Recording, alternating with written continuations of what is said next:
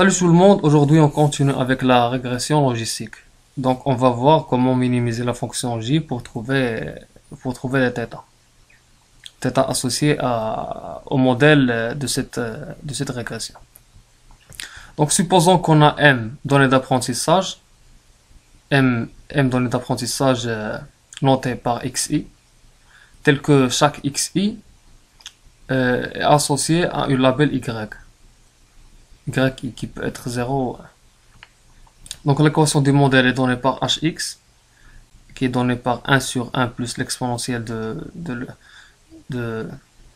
moins transposée de θ fois x. Donc l'objectif, c'est de trouver la fonction θ. Donc c'est comme on a déjà fait dans le cas de la régression linéaire, on a essayé de minimiser en fonction j.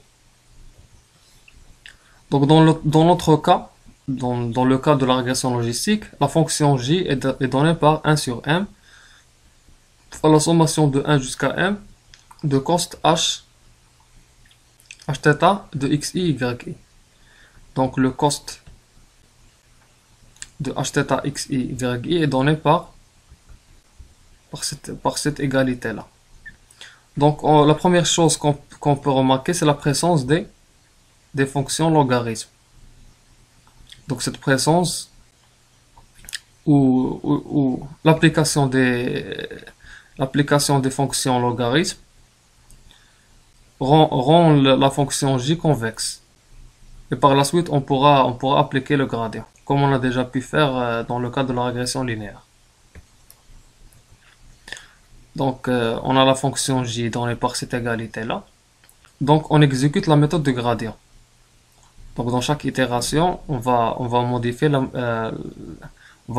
valeur de θj jusqu'à ce que θj devient inchangeable. Donc le θj reçoit θj moins alpha fois la dérivée partielle de j par rapport à θj.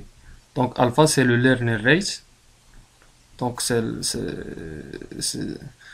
c'est la même méthode, le gradient s'applique de la même manière. Et la dérivée partielle de j par rapport à θj est donnée par 1 sur m fois la sommation de 1 jusqu'à m de hxi moins yi fois xj.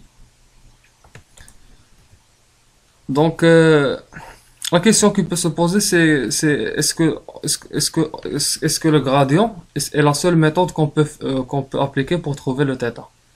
Donc la réponse est non.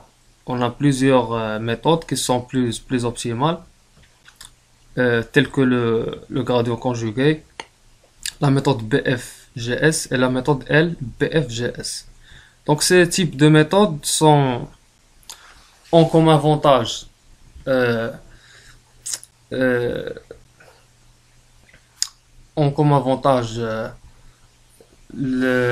détection automatique de alpha ou la modification automatique de alpha. Donc on n'a pas besoin de choisir manuellement le alpha. La deuxième méthode réside dans la rapidité. Donc ces méthodes sont plus rapides que le gradient simple. Et comme inconvénient, on cite la complexité. Donc ces méthodes sont plus complexes à implémenter. Mais ça dépend aussi des problèmes à traiter. Donc on peut trouver par exemple dans la reconnaissance par exemple des visages, le gradient peut être plus rapide. Le gradient conjugué peut être plus rapide que la méthode BFGS. Dans d'autres problèmes tels que la reconnaissance du texte, on peut avoir la méthode LBFGS qui est la plus pertinente. Donc ça dépend des méthodes, mais ça dépend des problèmes. Mais en général, ces trois méthodes sont plus optimales.